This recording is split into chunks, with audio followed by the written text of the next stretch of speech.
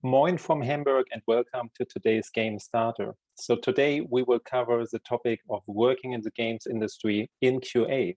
So actually, what does it mean to work in quality assurance? I think it doesn't sound too bad to get paid for testing video games, but we would like to take a closer look today at what is it like to work as a professional in game testing and what do you have to bring to work in QA. So today we will take a closer look on all this kind of questions. And what we have done to do this is to bring 3 experts which are working in the field of QA in the games industry. And this is always a setup for our Game Starter events. So we invite people who are working in the industry and we will give you a best possible insight how it's like to work in this field. And to do this today on the topic of quality assurance, we have a short schedule we would like to share with you here today.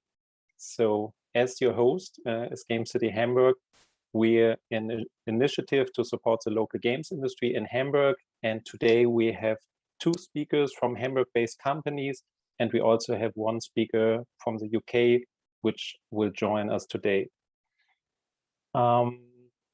So there is a there's a big and a good reason why we're doing this live today. So when you're going on YouTube and you're going online, you will find lots of videos who will give you insights in the profession of QA in the games industry.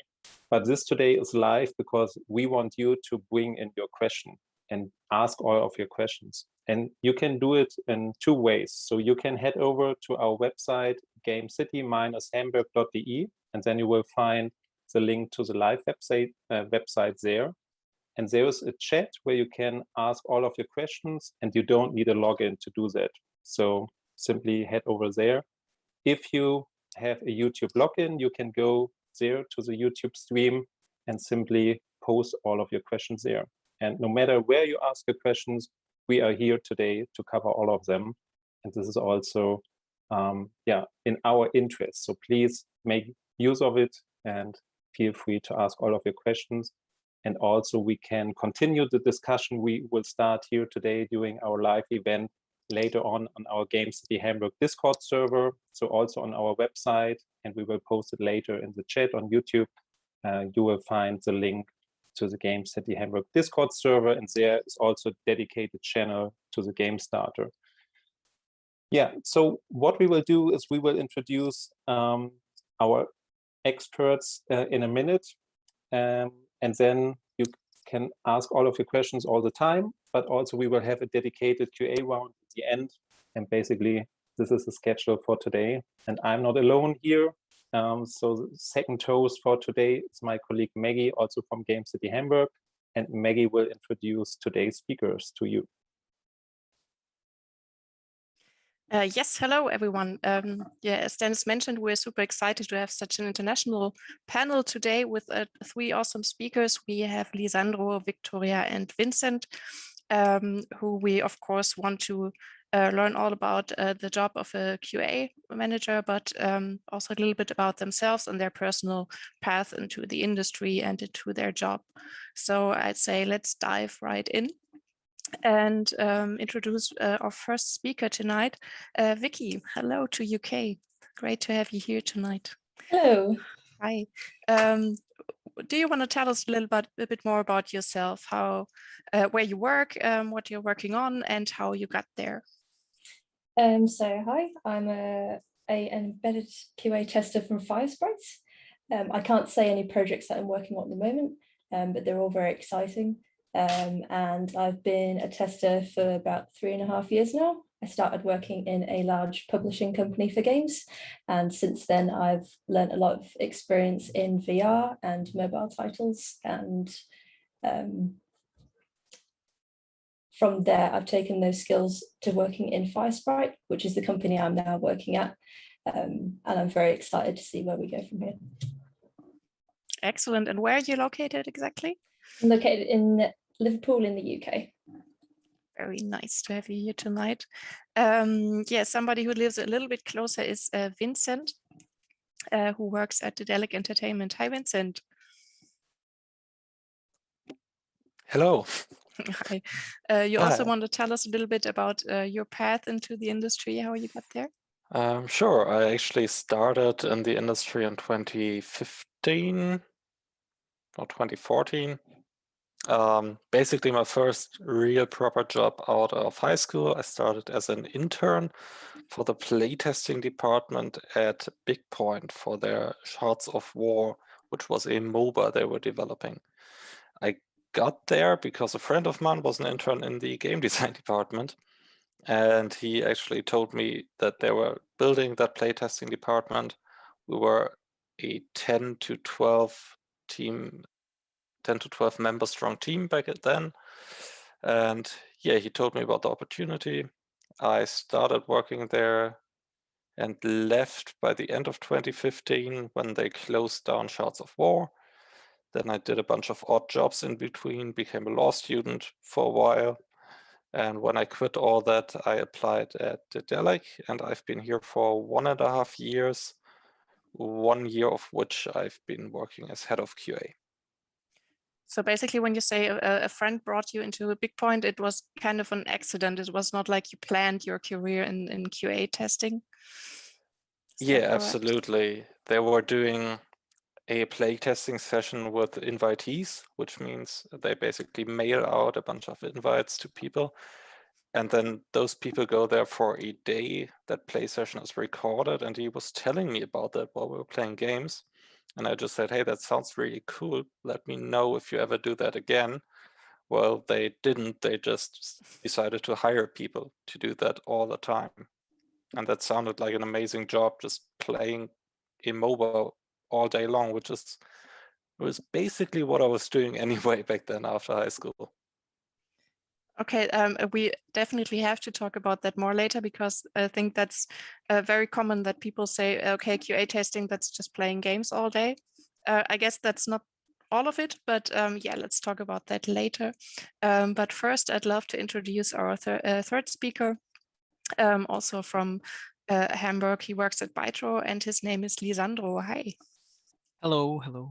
Hi, and I know that Lizandro prepared a little presentation to show you about his path into the industry, but I think also through the world. A little bit of a personal journey as well. Yeah, exactly. Excellent. So Lizandro, please go. Yeah, so as mentioned, I'm Lizandro. I am a quality assurance specialist at Bytro Labs, and but I will walk you also through my personal journey to Germany. And if you go next slide, please. So I was born actually in Maracaibo, Venezuela, which is a city in the north coast of the Caribbean territory. But also the father side of my family is from Spain. So that's also one of the main reasons why I'm in Europe at the moment. But yeah, I just figured I might give you some context that I'm not German, by the way. Next slide, please. All right, so this is that's my face, by the way. Every time my parents bought me games, so I just figured I might randomly add that into the presentation. Yeah, so essentially I just put up a little bit of a compilation of games that I used to play when I was a child, and then the things that I did then after a young adult. Spyro, for example, that I think it's pretty well known. Tomba, which I don't know if it's that well known, but I know that in Korea became a little bit of a cult classic, and I really enjoy it. Even sometimes I rewatch the gameplays on YouTube and play it also on my PSX emulator. Crash Bandicoot, of course. Mega Man 8, which is actually one of my nemesis. I don't know if this game is easier for other people, but for me, I just keep failing at it. But it's been like 15 years, and I'm still thrilled by the game design and everything that they have. But yeah, it's been kind of a hard path for me. Then we have Counter-Strike, of course, Uncharted, which is more leading into the adventure type of platform game. And then yeah, so FIFA, which I'm a sucker for FIFA, and I started getting into Pro Evolution Soccer, which is also a great game, and Dota 2, which was actually one of the first multiplayer sort of that involves a little bit more strategy that I started playing. And yeah, that's basically it. Next slide, please. All right, but my academical background, I actually didn't do anything that was highly technical or related to video games. I actually studied journalism and media communication. And actually one of I would say one of the great things that has helped me and that I developed during these studies is that I really enjoyed getting complex topics and dividing them into chunks, into easier pieces for people to understand. So I think that's really helped me into transitioning into a more technical role that I'm doing in QA. But yeah, that's basically what I did. Nothing really related to video games or to technical aspect of that. Next slide, please. And then I got the opportunity to go to Dublin because one of my close relatives moved there and told me, by the way, I'm gonna be here. There's a booming software industry, like many companies are coming here, so you should come here. And that's what I did. I went to Dublin, and after working on jobs here and there, technical support related, I got my first experience in QA, which was actually as a localization QA tester. And next slide, please. Yeah, so it was a partnership between Accenture and Google. And yeah, essentially I was testing many devices that they had, but doing more localization testing, so more adapted to the market of the Spanish speaking region. So a little bit getting into more the functional part of it later during the position, but in the beginning I was working constantly with the marketing, with the marketing and business developers, and then I will slowly transition to a more technical role. If you click again, you'll see, like, let's say an example of some devices like Google Home, yeah, even some lights, everything that has the Google Assistant in it, I tested it, and it was a very cool experience. But after a year and a half, I was feeling too comfortable. I decided, well, I wanna learn a new language. That was one of the things that I wanted to do. And if you go on the next slide, please. Then I arrived to Germany, but I didn't arrive to Hamburg. I went to Aachen, and in Aachen, I did a German course for like 8 months and worked part-time in freelance jobs, more localization or translation related. I put some memes there, by the way. I don't know if everybody can relate to that, especially if you haven't learned German, but that's how I feel every time I say the articles. It's just a mess. I need to get better at this grammatic. But yeah, so I was living in Aachen, but then the quarantine hit, and I realized, I love playing games. I would like to get back into QA now that my German skills are kind of decent, B1, B2 kind of level. And then I ran into this opportunity with Bytro, and I came to Hamburg, and that was around a year ago. That's, by the way, where the office is located, where I am now. It's in the Astra Turm, in the Astra Tower, 15th floor, very beautiful view over the Elbe and the whole harbor. And yeah, so the games that we have and the games that I test at the moment are free to play long-term strategy games. So Call of War is a flagship game, same as Supremacy 1914. And also Conflict of Nations, which is a game that we developed in conjunction with Dorado Games, which is another brother studio from this bigger organization called Silfront, which, if you don't know, it's just this company that acquires gaming studios and basically provides the management, financing, and more infrastructure for all these studios. And at the moment, I think we're 16, I would say. But yeah, it's been a great experience. And yeah, that's my journey so far. I hope I didn't talk too much. Thank you, Lizandro, for taking us with on your journey so that we get an insight here. And so what we noticed already is that all of you have like another job title. And what I would like to do is to find out a little bit more, what kind of projects are you working on, what kind of games, and what is the background of your companies. So Lizandro already mentioned that Bytro is doing games for browser and mobile. So they are running on HTML5. And so we're talking about live games here. And this is like a completely other process to have like a QA on a live game in some parts than it is like as a box product or like a retail game. So Vicky, can you give us some insights? What kind of games are you working on at Firesprite, and what is like the biggest challenges when QA comes in? I can't mention any games that we're working on currently, but I can mention the games that have already come out. So there's Wipeout, there's the Persistence, there's Run Sackboy Run, and the Playroom. We do specialize in VR. which is a big part of our company. But yeah, it's a very fast growing company. Over the past year, we've hired a lot of people from different departments, and that is continuously growing. It's a really, really nice place to work. The atmosphere is always great. The people are always lovely, very, very talented bunch of artists and programmers and sound engineers. Everyone's fantastic. But yeah, I'm afraid I can't say any projects I'm working on. Yeah, but the project you already mentioned, and you also have been involved in QA. Is it then also like after launch that you are working on them, or is it like the way up to the release of the game and then like QA is out? It depends on the game. Like, for example, if we ever got in a game which had potential DLC, we would continue to work on it after launch because we would need to test everything for that DLC. But yeah, pretty much every project that we get, we test up until release date, and if they need any further patches, then we will go on and test those as well. And also to make the picture like perfect, to give all perspectives. So at Daedalic, so there's quite a mix, right, Vincent, what you're working on? Because Daedalic is developing own games, and also you're working as publisher. So I expect that you have quite a range of games you worked on for QA.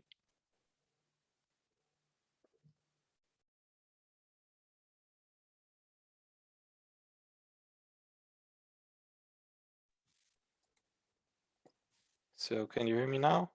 Yeah, perfect. So we've got quite a lot of games at Daedalic. Obviously, Daedalic's been in business for a long, long time, both as a developer and as a publisher. When I started at Daedalic, I started on A Year of Rain, which was an RTS, a real-time strategy game. Since then, A Year of Rain has been released and production on it has ceased. We are right now working on Gollum, which is a Lord of the Rings game we're developing in-house. And we're also publishing a lot of games. We've recently published Unrailed on all consoles, for example. And I can actually take a look at our calendar, see what we're working on right now.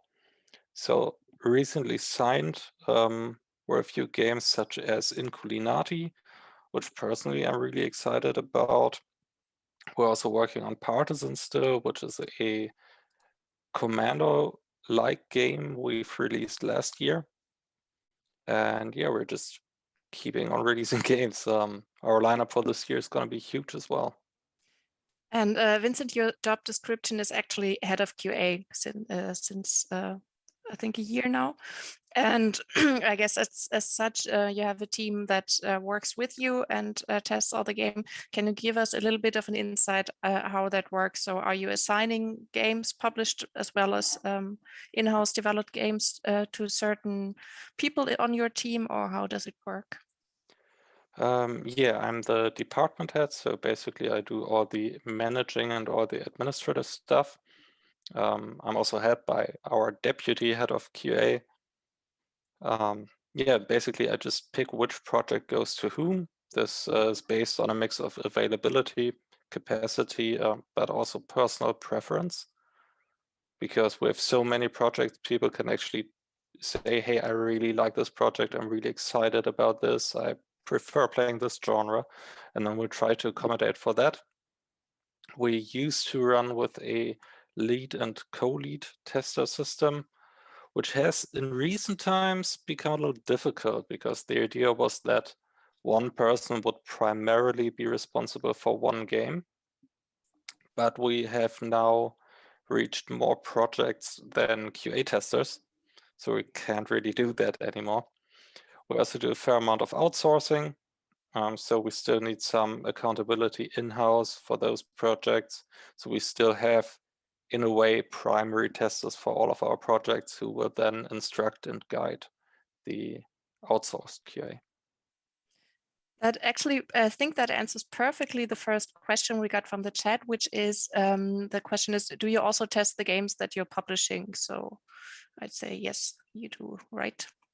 Yeah, I can go a little more in depth about that because it actually varies greatly. Like you can't apply the same testing process or like most work processes, I guess, to each and every project, because every project and every studio is different. It has different needs. Some of our developers that we publish do have their own QA. Some do very successful community testing. Great examples for that would be Barotrauma and Cryofall, who have fantastic community testers. But also there's some productions where it's only a single person developing the game. So obviously they can't do QA. Basically what we do is when we receive the first look at the game they're making, we try to figure out their QA needs, what they have, what they are working with, and how we can support them. And this could be us just doing technical checks for the bigger milestones, but in some cases we'll also start working iteratively with them and basically providing non-stop QA to get the product to the quality level we desire and the developer desires as well. Also, we received another question which fits in very well at this point. So in our chat, Lizandro, in your direction, what was the biggest challenge for you while transitioning between industries? So from doing QA at Google and then to working in the game QA at Bytro? That's a great question. I think one of the biggest differences, and then touching into the challenge of that, is that in Google and in all these type of consultancy type of companies, such as this partnership with Accenture is, you usually have a more like a waterfall sort of scheme. So you will test the whole application for a certain amount of time, and then you will release, and then you will do defect management. But adapting to a more fast-paced, such as how Bytro operates, because we run bi-weekly releases, so every 2 weeks, and this goes on as to like test during this 2-week sprint and then go on and do the same again. But at the same time, there are many things coming in. One of our main responsibilities also that I didn't do before is to interact with the community. So we have a Discord server where we keep in touch with the community and kind of identify, triage all the issues that they send to us. So I will say like adapting to a whole different project management style, and at the same time also wearing many more hats than what I wore in the past, because smaller company, smaller team, which means you need to do more things. But the experience that I've gained here in almost a year, it's been insane. Like I really like it. And Vicky, so when we are talking with game developers, often it is like completely, or it feels to me that it are completely different stages when QA is coming in when developing a project. So from your perspective, maybe you can share what would you say is the best perfect time to bring in QA development game, and what did you experience in the past? So was it the case? Yeah, so realistically, QA should be coming in as soon as the product is testable, as soon as it has basic gameplay and basic functionality going in. And then that sort of workflow just carries on throughout the project from that stage. Like from my experience, whenever I've been put on a project from the very start, it'll be mostly very basic testing. A lot of stuff will be placeholder, so it'll be more looking for major game-breaking issues at that stage and not bugging something like, oh, this doesn't have a texture on, because at that point in the project it's irrelevant.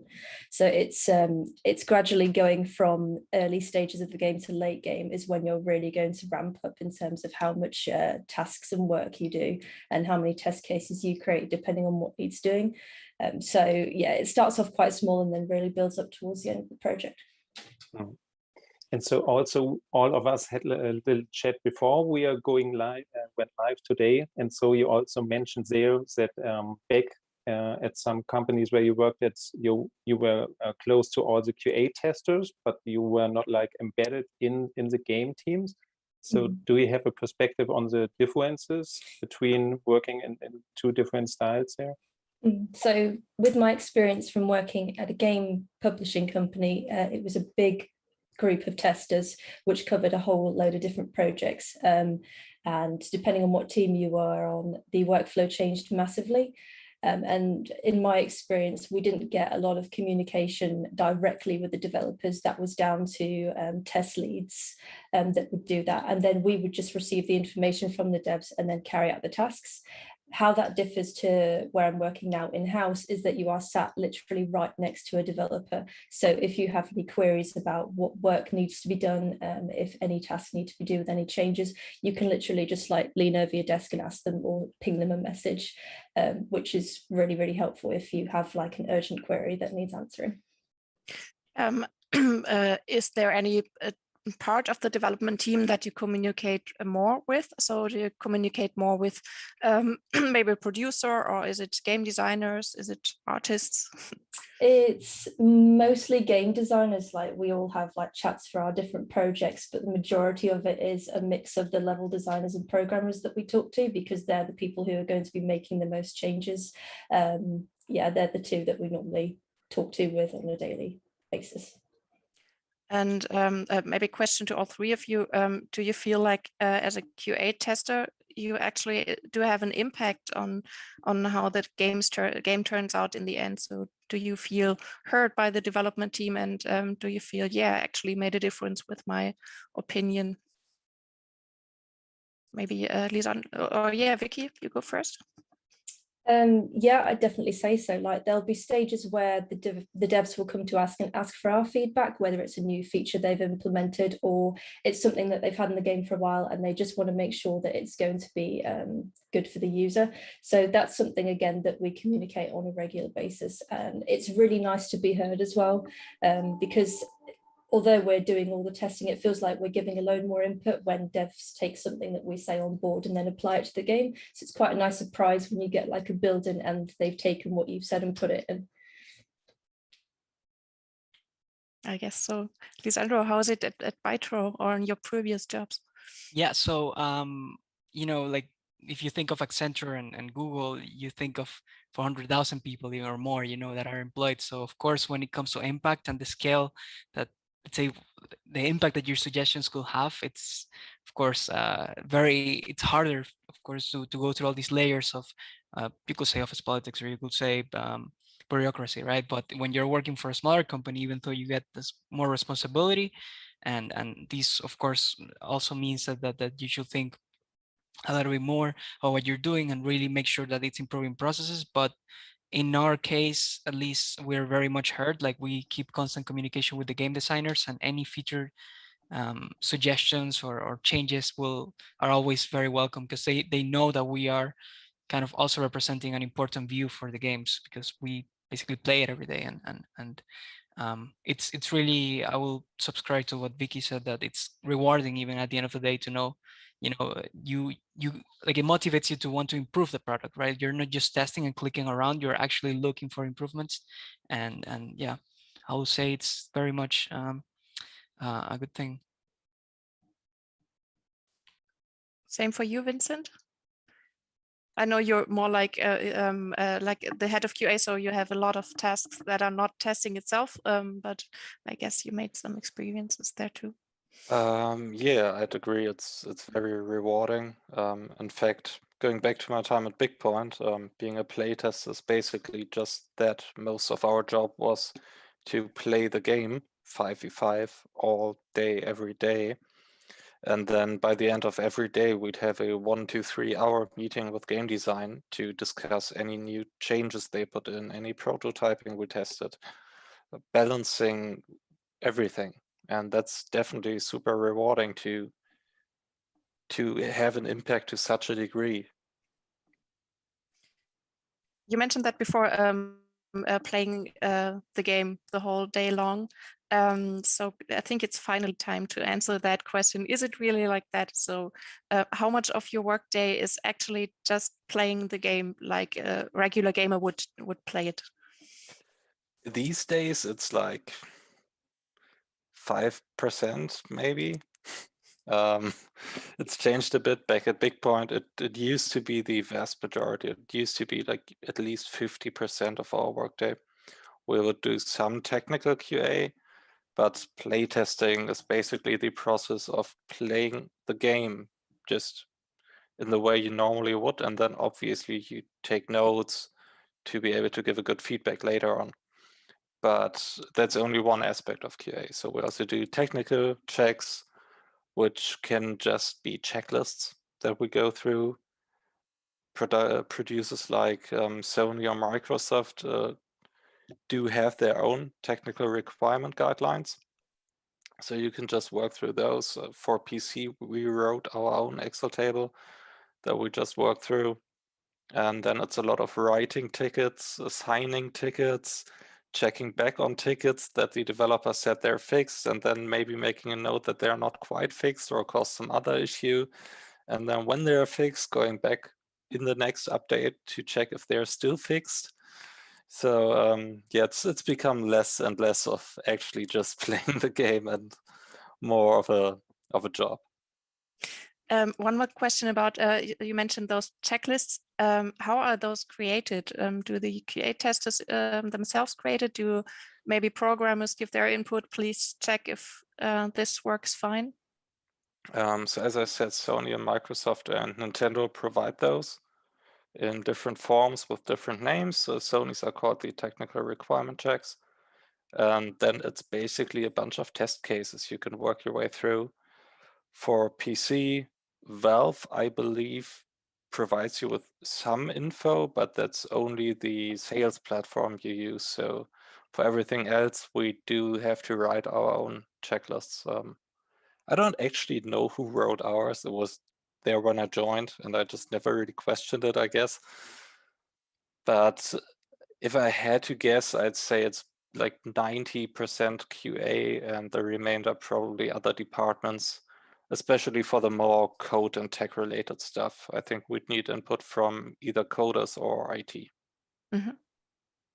And Lizandro, how is it in your day-to-day job? Is it also like 5% actually playtesting, or does it look different for you? No, it's actually like the opposite of Vincent at the moment. So I do 85%, but lately, so we've been doing a little bit of restructuring the department, and of course we want to also get more progress in this, let's say, more strategical, high-level topics. So I'm taking a little bit more also that on my end to talk to the other departments, see what we can improve. So at the moment it's like 75-80%, but we also have an external studio that we give these repetitive tasks from a let's say a checklist that needs to be marked. And this was also there when I arrived in the position, but we've done a few revamped versions already, discussing with other departments to see, let's say something is implemented, what could be affected after that, or what tends to break.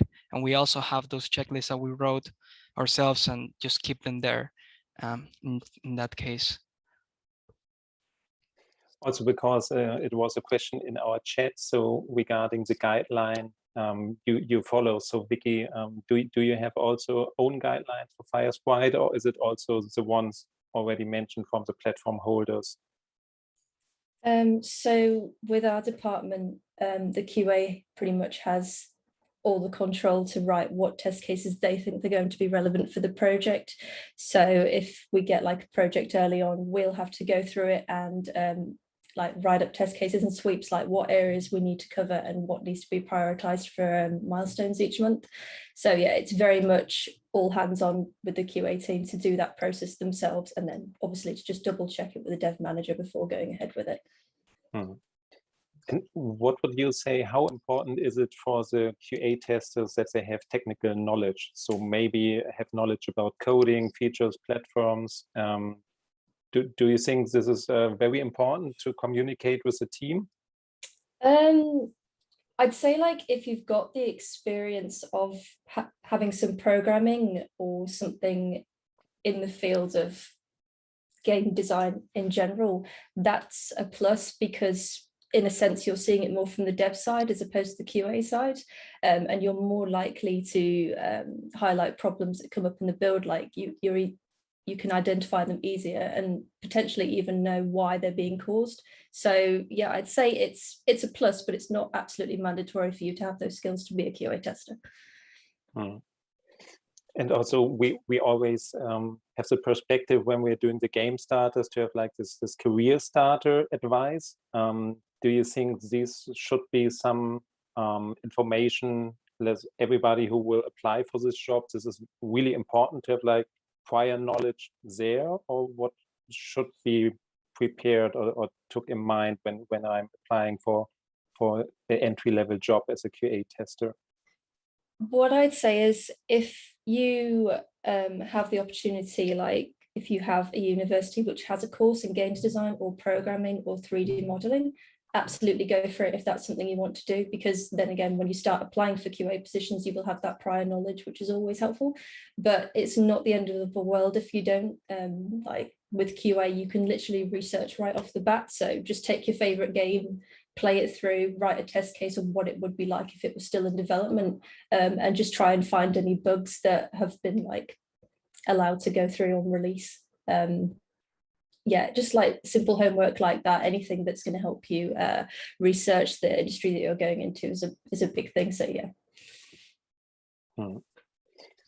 And so Vincent, maybe also your perspective, if you have like a bigger team and then you try to bring in different kind of people for the job. So what are you looking for when you're thinking about bringing people into the QA team at Daedalic?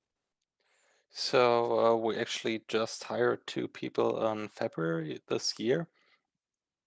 There's basically, well, there's different things you look for, obviously. I agree that having a background in computer science and game design, something like that is really helpful and beneficial.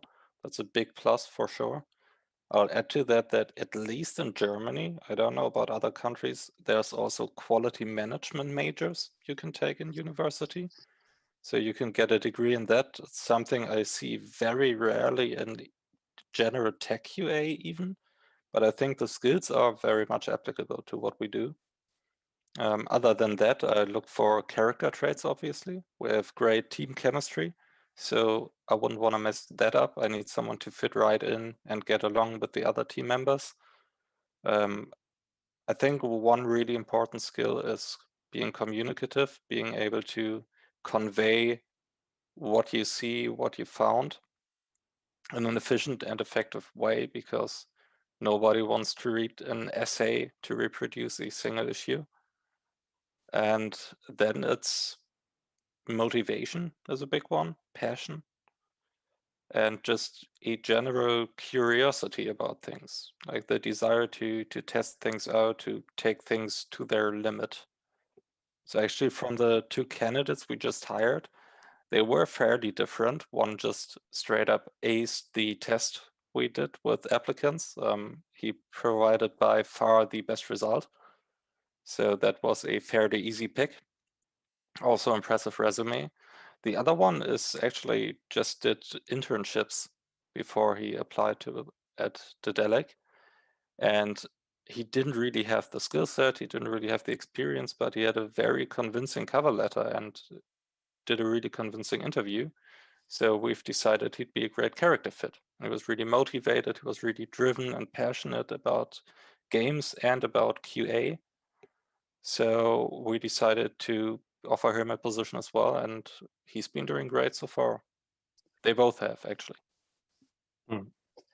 I heard somebody giving the advice to a person which wanted to enter the QA that it's not like the best thing to look for the games you like for playing the most, because like no matter what kind of game, if you're playing it like 8 hours a day, so at some point it will not be the same.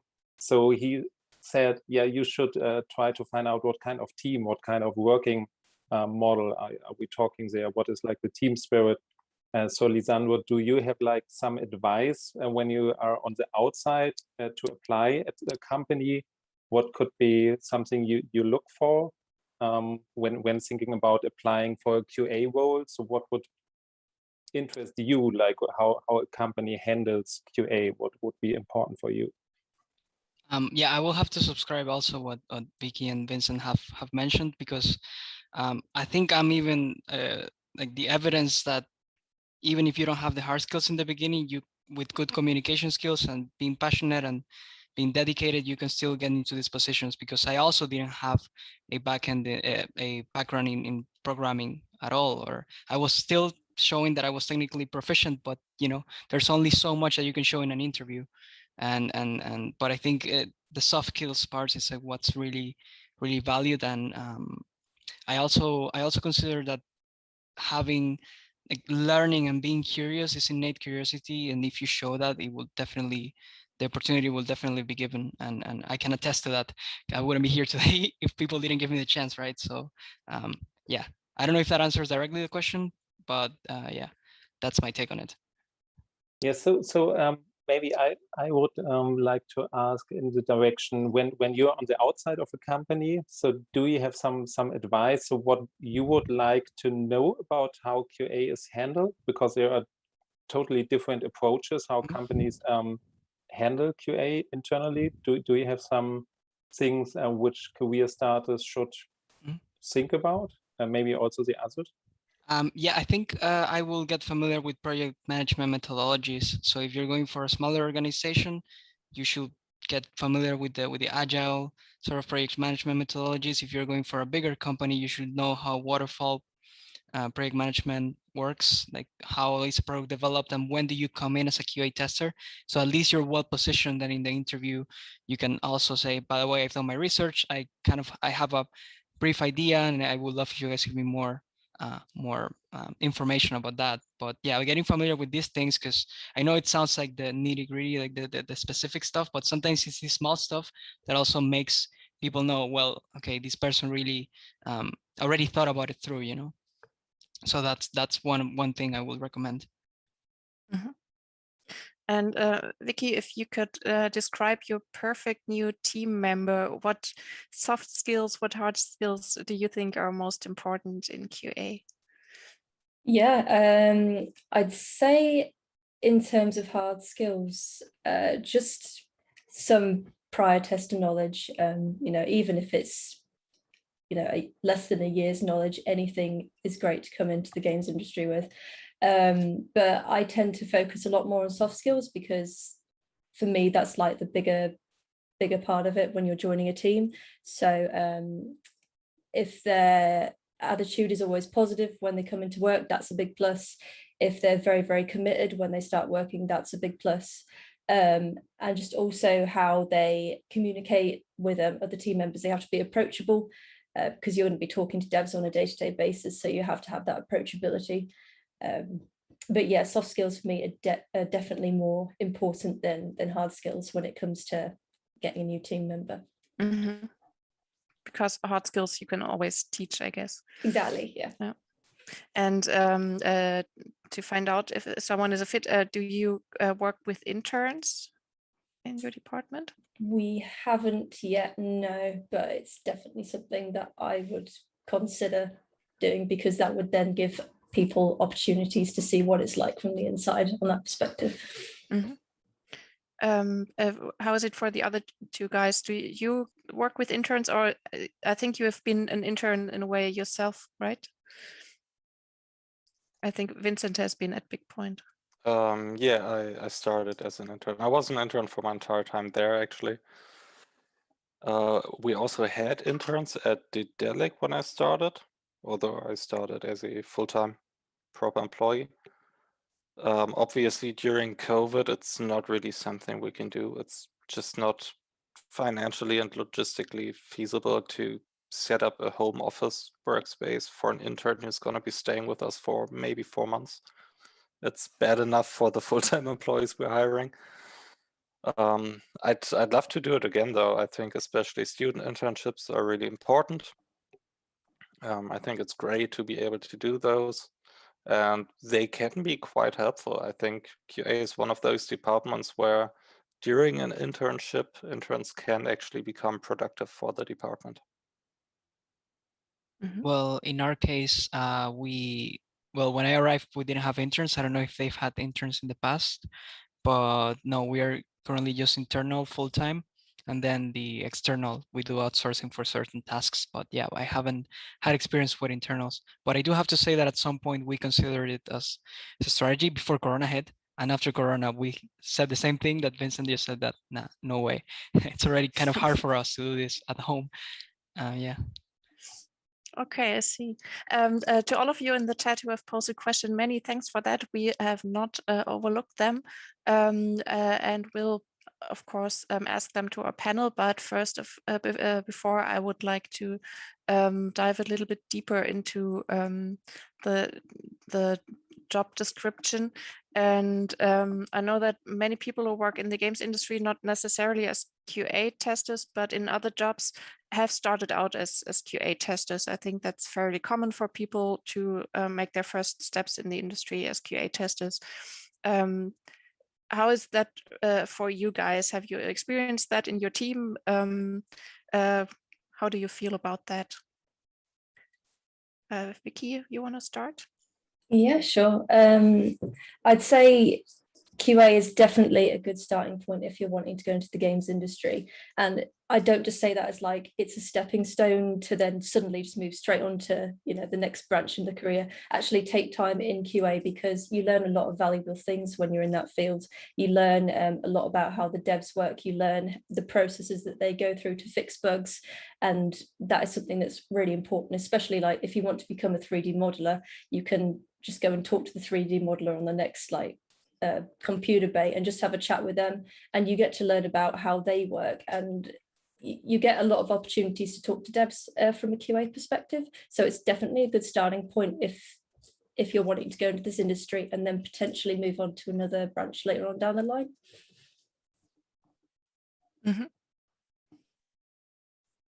And for you guys, Lizandro?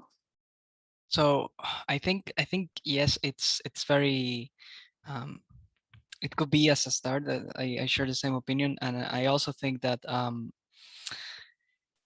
you know, it will be great also, like for like I've seen in companies that they were doing that. For example, every time that somebody will start in the company and wanted to get the product, they will be assigned to like a QA person to shadow them for like a day or something. And I find that amazing because you will get to know the product from the ground up.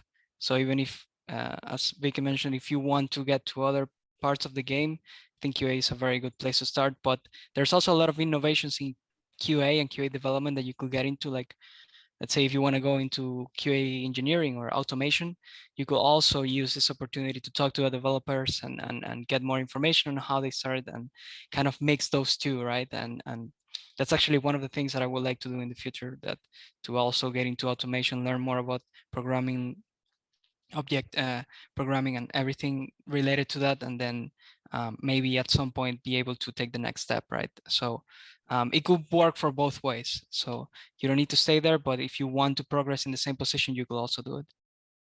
Mm-hmm. What do you think, Vincent? Yeah, it's a very common story. It's how I got to be in my current position, pretty much, because when I was just a QA tester at Daedalic, our deputy head of QA became our general console product manager. So I became the new deputy head, and then our head of QA became the project manager on Gollum. So I became the head of QA. It's also definitely something I'd encourage our QA testers to do if they're passionate about it. I'd be happy if they receive opportunities there. However, it's also not something you shouldn't just view QA as an entryway to the industry. It is a legitimate career, and as Lizandro said, even within the career, you can take different paths, such as automation, which is what a close friend of mine actually ended up doing in software QA, who also started at BigPoint back then with me. You could also go in more of a management direction, as I did, which I'm actually quite enjoying. And previously, I had even considered applying to project management positions. And then, of course, you can just learn a lot about every position because you're going to have to interact with everyone in the company. Mm-hmm. And Lizandro, you mentioned it with the automation of processes there. So can you also give some insights what kind of tools you're using right now? So for tracking issues and defect management, we're using Jira or Jira. How do you even pronounce that? I need to really research that, but I guess Jira sounds better. Correct me in the chat if I'm wrong. So besides from that, we are just using other continuous integration, continuous development tools such as Jenkins but that's more something that developers use. But we are also taking a look at this tool and doing some QA related stuff there too. And besides from that, would like to in the future maybe help the team so we can all develop maybe an automation framework, which is of course big words, but maybe looking into Cypress or Selenium will be something that could give us like a step ahead of in the industry, I will say. And you guys, do you use the same? Because like I expect the projects and the games are quite different, but are it the same tools then, or are it completely other tools you're working with? So you're gonna have categories of tools pretty much. Jira, as we call it, but I think the community is split on that. Is a ticket tool. We use it as well for Golem production. We also use Mantis, which is an open source freeware ticket system. And then there's other ways and other ticket systems as well. For us, it's a mess pretty much because all the developers use different systems. One of our developers uses GitHub, the others have their own Jira, then some are on our Mantis, then some have their own Mantis. So we have to do a mix of solutions. And then on top of that, you'll have categories of other tools as well, such as Confluence, probably if you're using Jira, which is just a communication tool pretty much. Then you're gonna have some kind of chat and call software. We use 3 different ones, but you could use Skype, Zoom, Discord, whatever. And then, of course, you're going to get into the nitty-gritty. Are you using Unity engine? Then you're going to have a bunch of Unity tools. Are you using Unreal? Then there's Unreal tools. So for us, it's absolutely product dependent. Actually, just to chime in, we also use Confluence and Slack for internal communication, and yeah, but like the whole Atlassian suite, everything that we can use there will definitely take advantage of it. So sounds to me that there are some industry standards, because I saw lots of you nodding that you're also using the tools mentioned. Vicky, you also tested VR games in the past. Is there anything different when it comes to tools, or is it basically playing VR and then going to the same tools and reporting everything?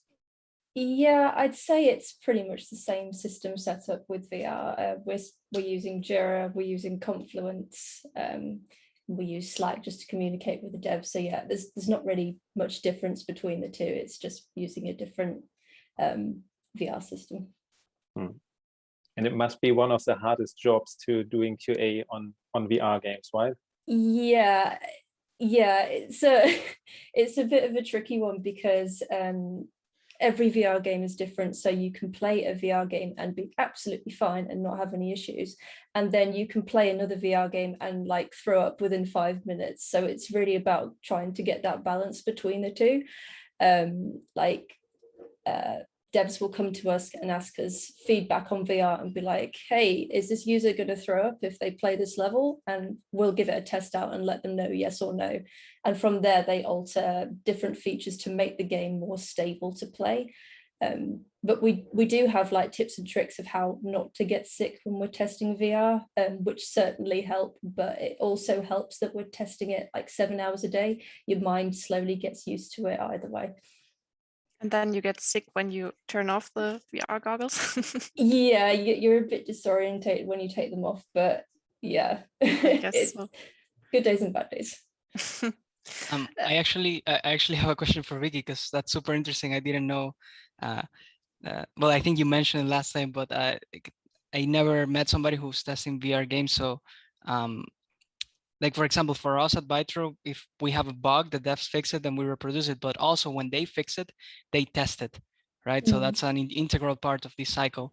But do you know if the devs also do that for VR? Like, do they test it? They have their goggles, I don't know, they write the code, then they have their goggles, they test it, and then they send it to you for more tests? Or is it the same? Yeah, like if they're doing like a certain VR feature, they will have their headset on as well, just to double check and then send it over to us. Yeah, so we're not going in completely blind. All right. Cool. I'll have a question from the chat, which also goes a little bit in the direction of how does testing actually look like? And the question is, when you play test, what is your objective? Finding bugs? Which type of bugs? Testing the fun of the game? I guess it's all of them, but I'll let you answer that. Maybe what's most important of that. Vincent, you want to start? So playtesting in general is a process that's more focused on generating feedback, which pertains mostly to game design. Could also be art, but we're not really looking for bugs there. Obviously, we're gonna document and report them if we find them, but it's a very different process just by the way you approach the game. I'm just playing to have fun, to recreate the experience an end user will have when they play the game. And then I'll focus specifically on game design decisions. I'll try to be more observant and more analytical about playing the game while keeping it as natural as possible, because not only do I want to determine if I'm having fun and how much fun I'm having, but also what specifically is fun or not so much fun to me and why. Where are the ups and downs? And then there's also explorative testing, which is the next closest in terms of natural gameplay. It basically means you're still running through the game. You're playing the game without cheats, most likely. Sometimes in early game states, you have to use cheats or it's literally unplayable because you just die over and over. But there you try to break the game. It's basically you approach the level and you think about, okay, how can I get this thing to go absolutely haywire? Is there something that spawns boxes or some kind of particles? If yes, can I trigger it more than once a second? If yes, let's try to trigger it as much as possible and until my PC crashes pretty much. And then past that, we're getting into the more technical part, which is actually working with logs, for example, seeing if save games work properly, if read-write locations are properly selected. So yeah, you start a playtesting and then you become more and more technical. And if I, yeah, sorry. please. No, I just wanted to add that one of the things that also I really pay attention, say, to have a new colleague in QA is that this curiosity, because when you're also doing exploratory testing, you also need to go a little bit beyond from the limits, right? So as Vincent mentioned, like breaking the computer, just clicking around where you shouldn't, right? Like what happens if I click there? And that's this sort of boldness when you're testing is something that I will look for.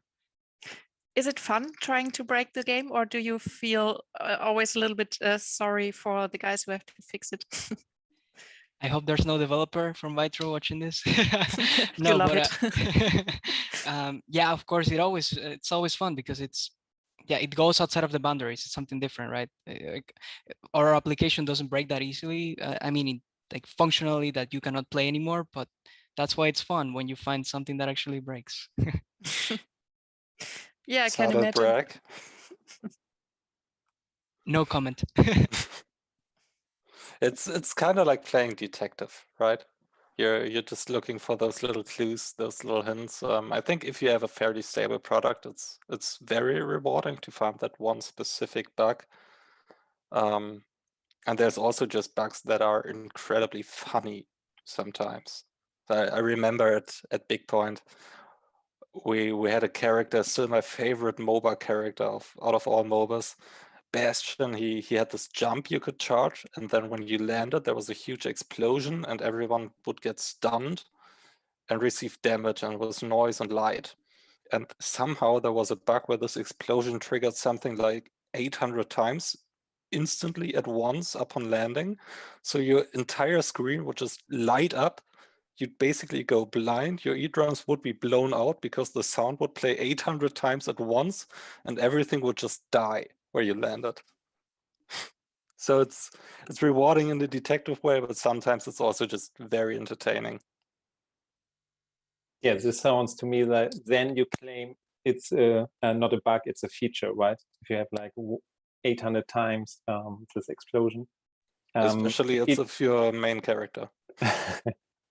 Do you remember any kind of specific moment when you break or broke a game, and then something totally unexpected happened?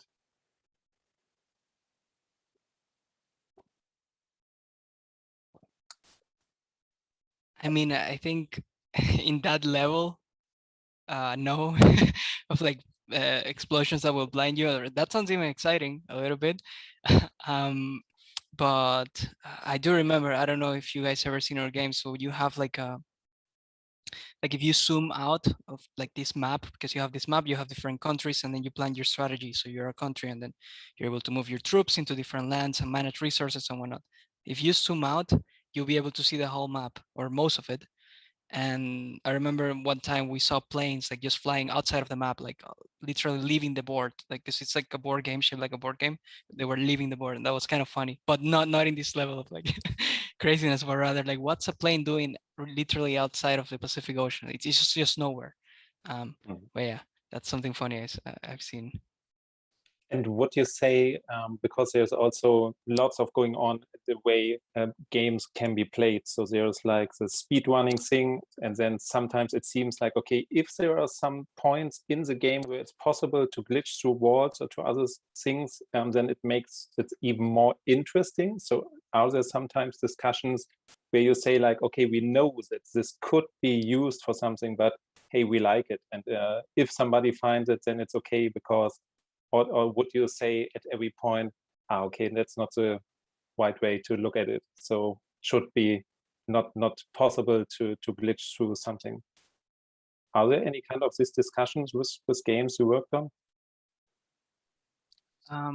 I could say that Bytro, so of course, there are certain vulnerabilities that we have discovered and we have fixed immediately, but of course, it's very hard to also prioritize all of them at once, right? So our code base is also not new. The developers are currently working on getting a new code base, or basically revamp it.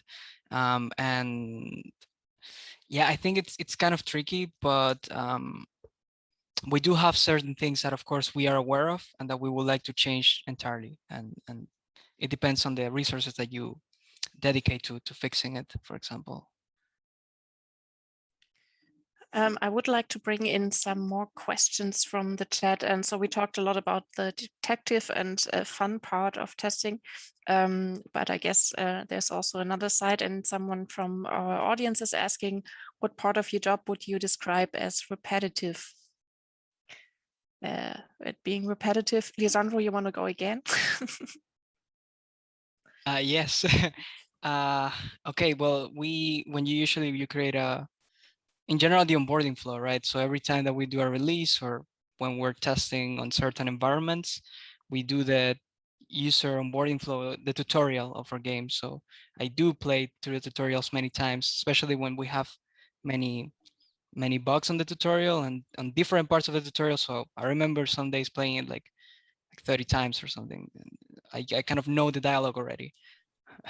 So yeah, that's a repetitive part that we do, but also the external studio that we have takes care of many of these repetitive tasks. So we relieve our QA department from this and just test key features.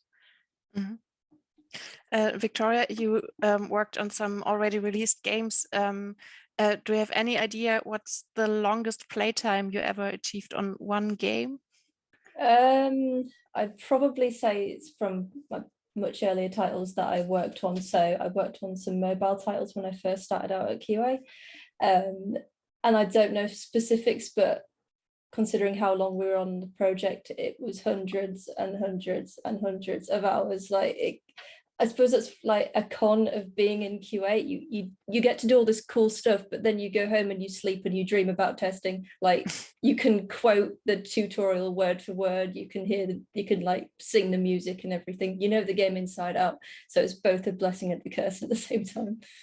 Yeah, I guess. So do any of you ever play the games you've tested privately after they released, or do you say, no, I don't want to see that ever again?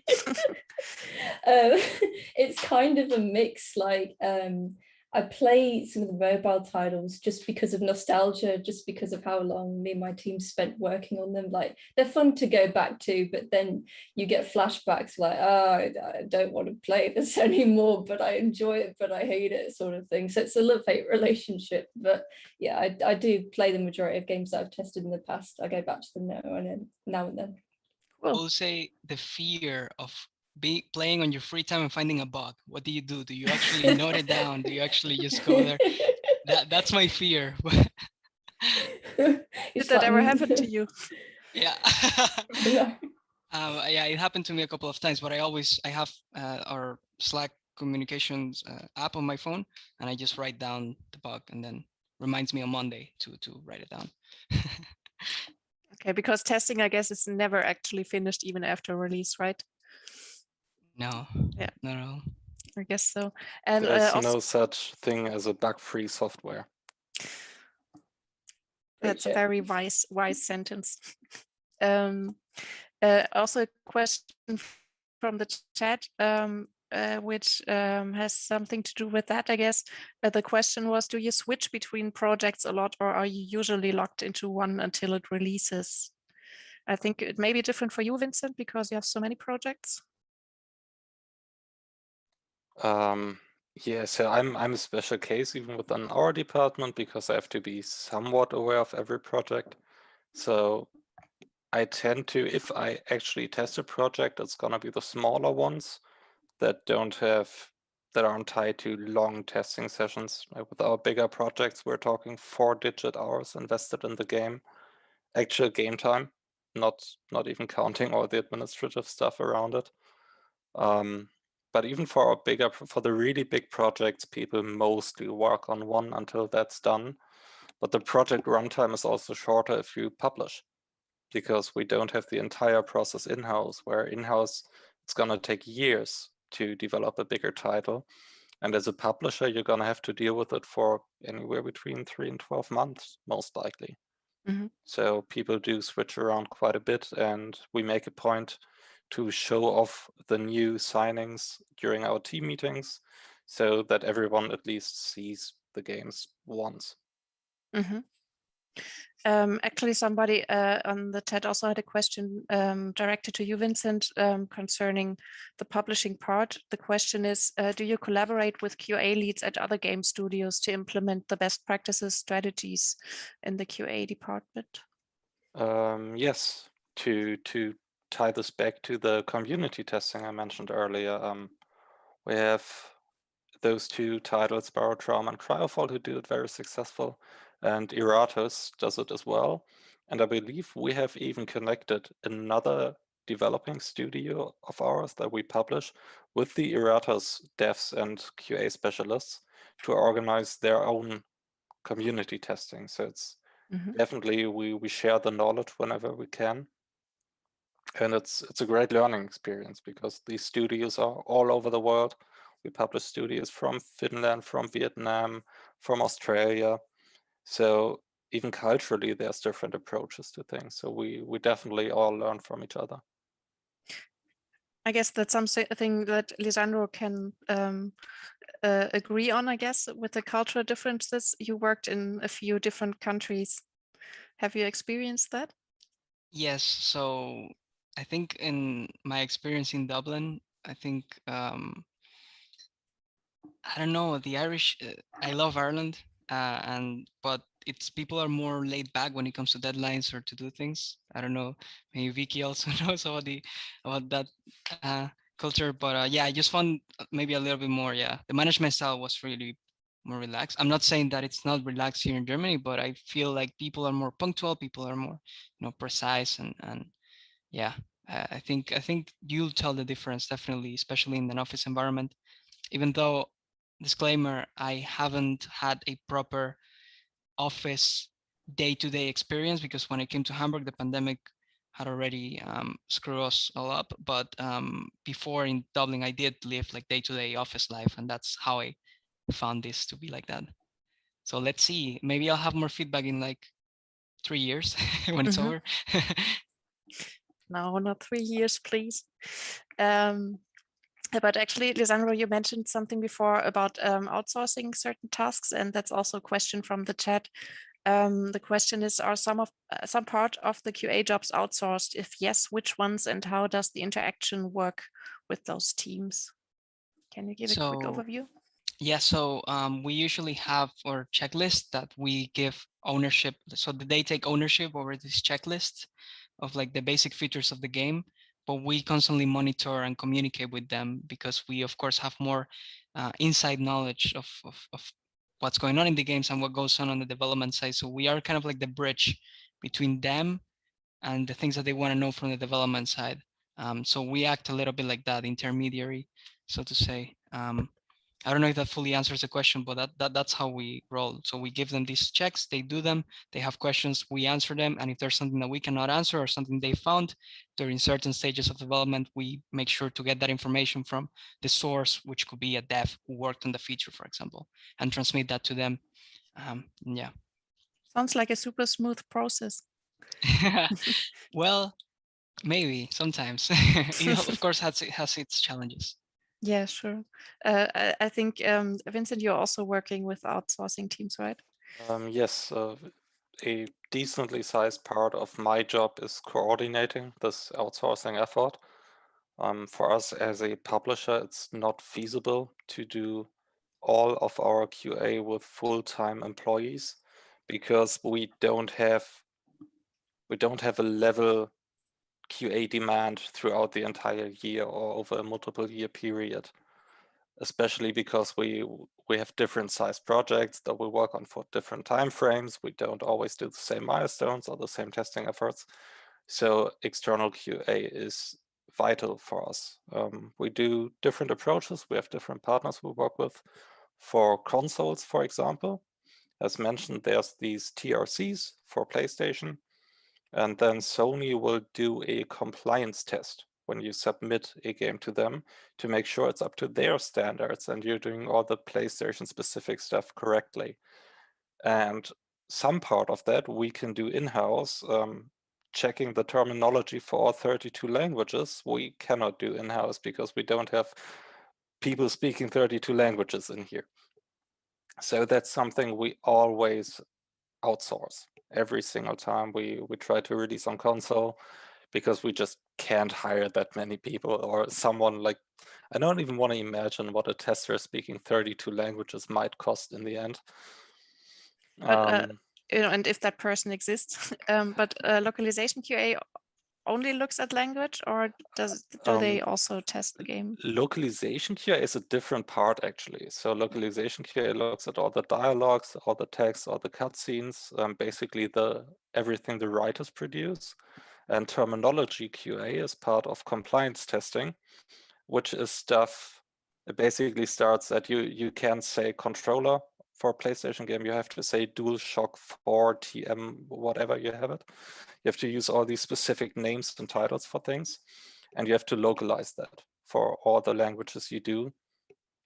So that's checked during the compliance run. And localization QA is actually not something I do. That's managed by the localization department. We also outsource other parts of QA. We also outsource explorative testing, qualitative testing, play testing, especially now that we can't actually do play testing in-house. We're looking for opportunities to do that with companies that maybe have offices big enough to invite playtesters even during COVID. So yeah, it's very different depending on the project, but there are some projects where we outsource almost the entire process of QA testing. Mm-hmm. Super interesting. You both Bytro and Daedalic mentioned that you do have you do feel some impact from COVID to your day-to-day job. Vicky, is it the same in the UK? Did you also experience that? Like, I guess especially for VR, it might be more difficult to bring in playtesters.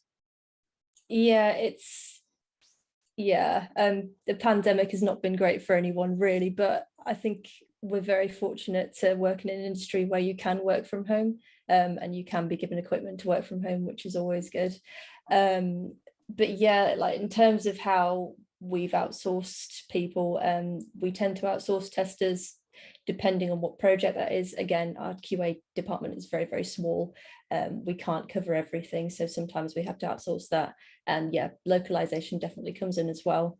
But yeah, pretty much all of us are working from home right now because yeah, it's not good at the moment. Yeah, sure. How many people are on your team, Vicky? On my team, 2. So Okay, yeah, that's super small. it's So very, I very guess, small. So like, yeah, QA department is a total of 8 people. So we're quite stretched out. yeah. And also someone asked a question that concerns who is actually working on QA teams. And the question is, according to Forbes, women constitute only 24% of the workforce in gaming industry. Do you see this perception reflected in your QA teams? And is this changing in recent times? So I guess you're 3 people from 3 teams. So your perspective maybe is mostly directed to your own teams, but yeah, do you have anything to share on that? Yeah, I'd say with our QA team, the women to men ratio is a lot smaller, but you know, that's not necessarily a bad thing. Back when I worked on the bigger test floor, we had a lot of female testers coming in, which was nice to see. Because I remember being back at uni and the lecturer said, oh yeah, when you go into the games industry, there's going to be more males than females. That's just how it is, you know, which is fine, but it's nice to see more females coming in every time. And that's definitely changed in more recent years with testers, which is good to see as well. And for Vincent, how many people on your team? Right now we have 1 woman on our team. I'd like to add, I believe UK is world leading as far as percentage of women in the games industry goes.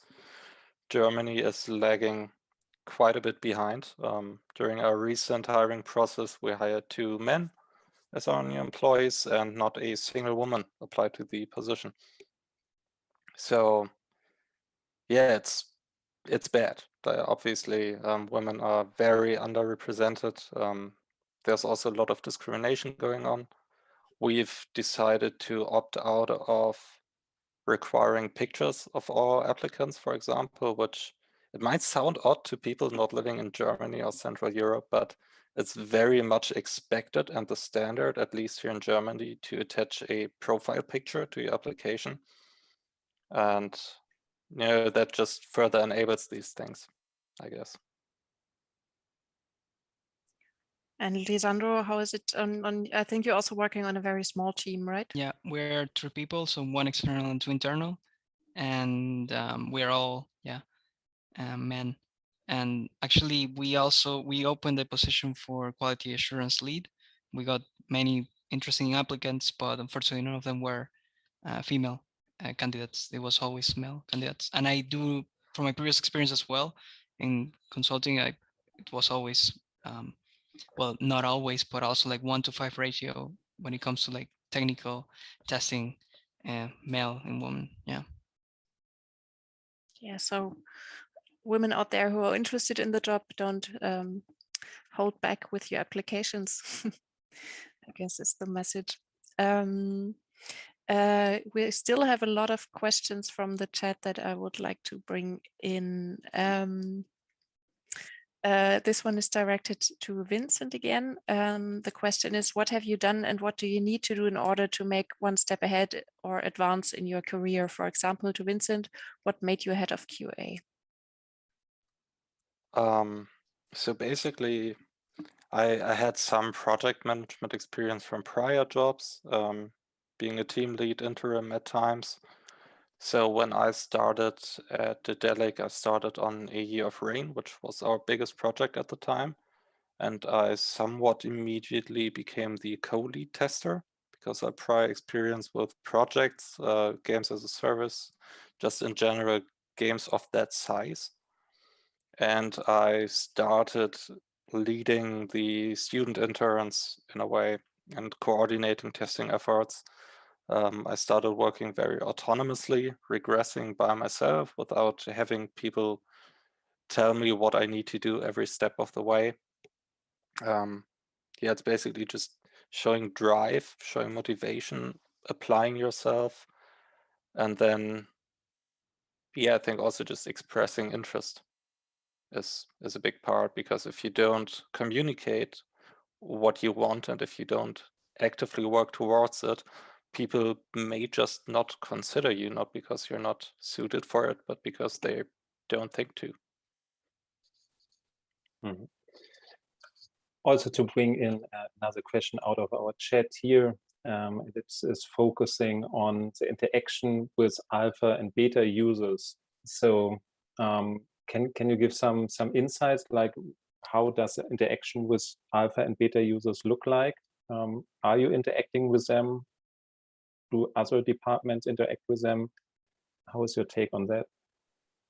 So for us at Bytro, so we don't have alpha users, so everything on alpha it's more development wise. So we test alpha, and everybody else in the company, game designers for example, will also take a look at alpha, and developers will mostly do their development there. And then on beta we do have a big chunk of beta users who constantly provide us feedback. So not only through Discord, but also they send us tickets, for example. Well, so we have these 2 weeks sprint cycles. So during these 2 weeks, we'll receive a bunch of feedback from them.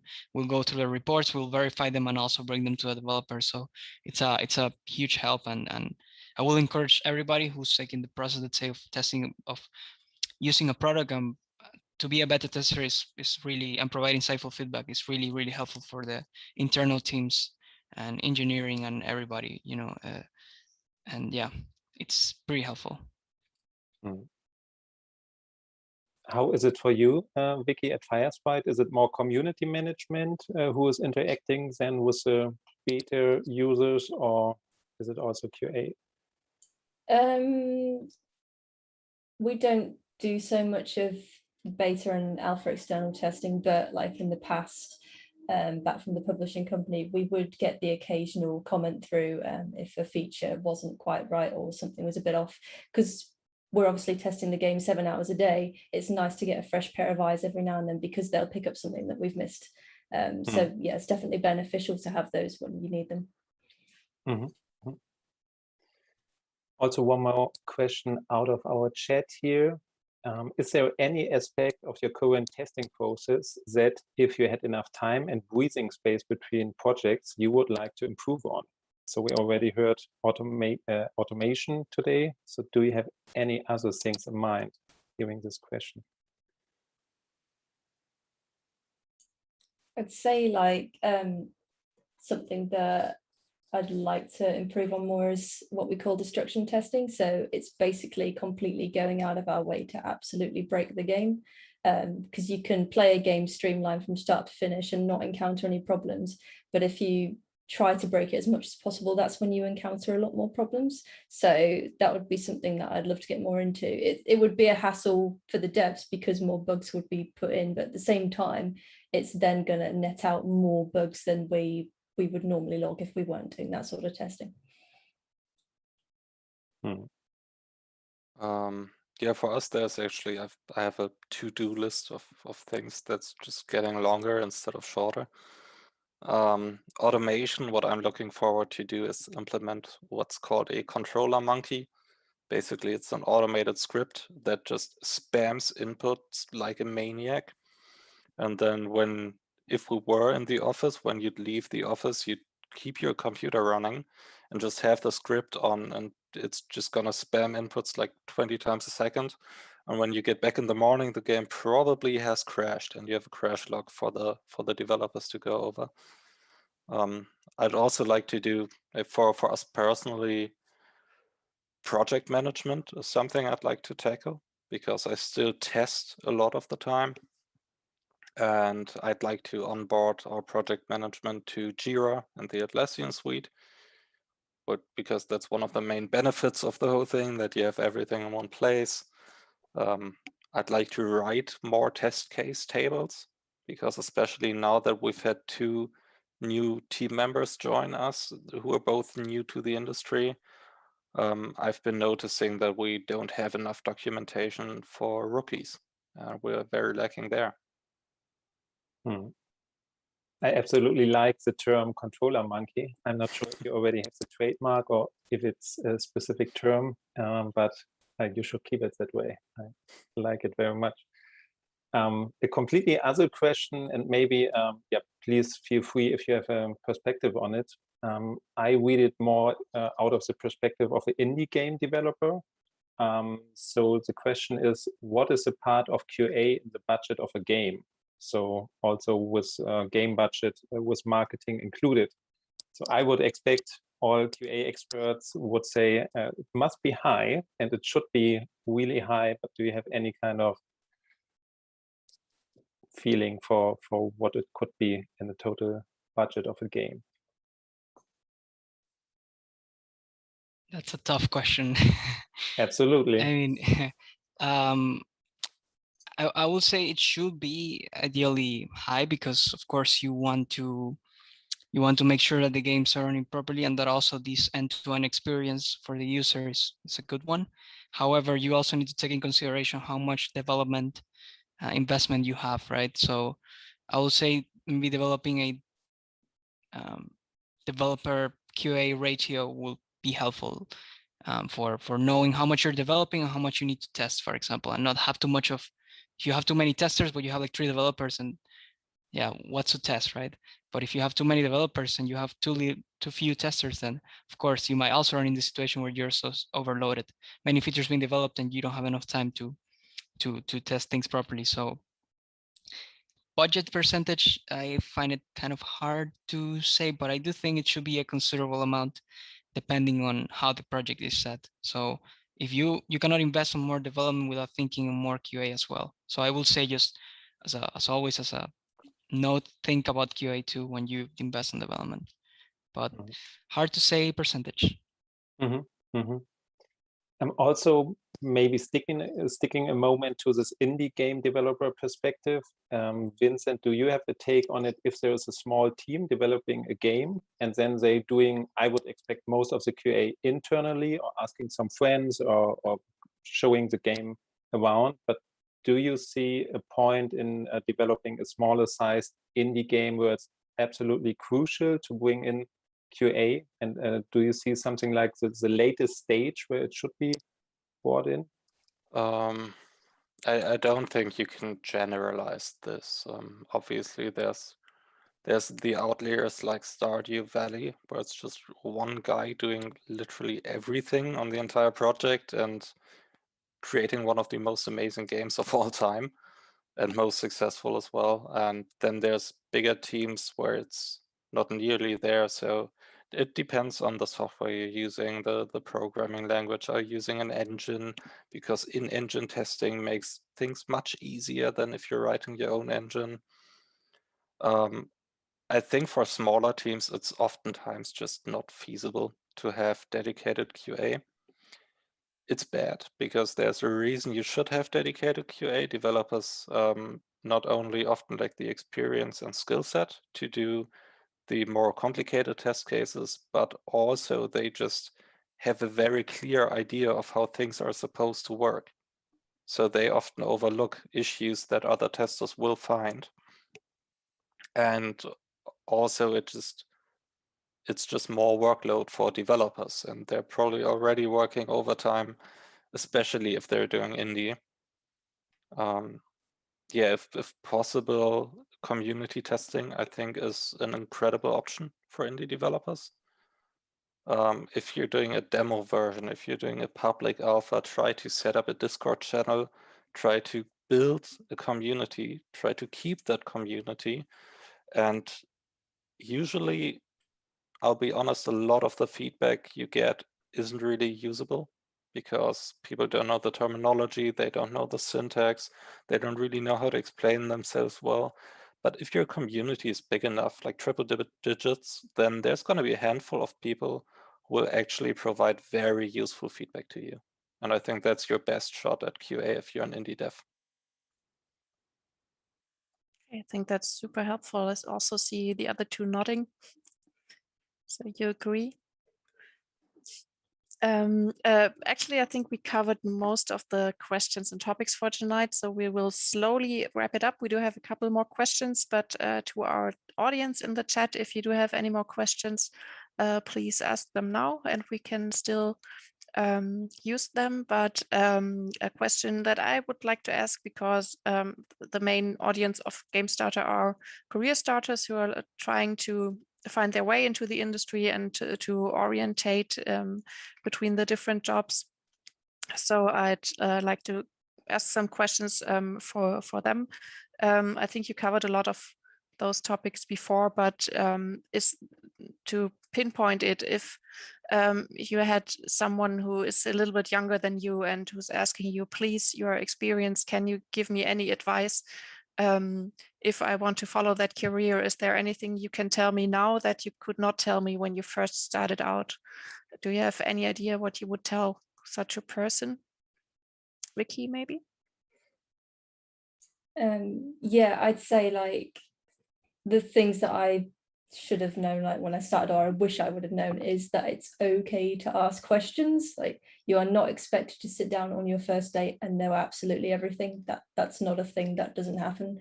There are so many people in your department who have so much experience. You literally have an entire gallery of people who you can go and talk to at any given point who have like an overload of information. So by all means, use them. Ask them questions, even if you think it's annoying, just ask anything that you're unsure of, because everything that you take in is going to help you in the long run. And always take notes, like day to day. If you come across a situation where you're struggling to fix a problem and you find the answer to that issue, you could bring that up and it may even come up later on down the line in your career. So it's always helpful to keep a note record of everything that you do. Excellent tip. Lizandro, you have any wisdom to share with the future generations? Sounds like I'm 80. But no, so I will say, don't be intimidated by the hard skills, let's say, needed or part of a job description, because if you show a fair amount of good communication skills, culture fit, and passion, you might as well also get the position. And I think I was too intimidated about that, and I even learned my fair amount of things. So it helped me, this same, let's say, paranoia, to be caught in this imposter syndrome of like, hey, by the way, you don't know any programming language, so you're out, or something like that. So it helped me to also develop other skills, but don't be afraid to say I don't know. And because it's more important if you're willing to learn in the position and you're also bringing other things that are equally valuable. So yeah, don't be afraid to say I don't know, but at the same time, don't be intimidated to show how passionate you are about a position or about a game or about a product. Yeah, can go in many directions, but yeah, just don't be afraid of that. That sounds cool. Vincent, you have to add anything? Yeah, I completely agree with both of those. I think now we've covered starting in a job and applying to a job. So I'm gonna cover maybe a word of caution. You're looking to turn your hobby into a job, pretty much. I'm guessing your passion and most of your free time is video games. That's the case for me as well.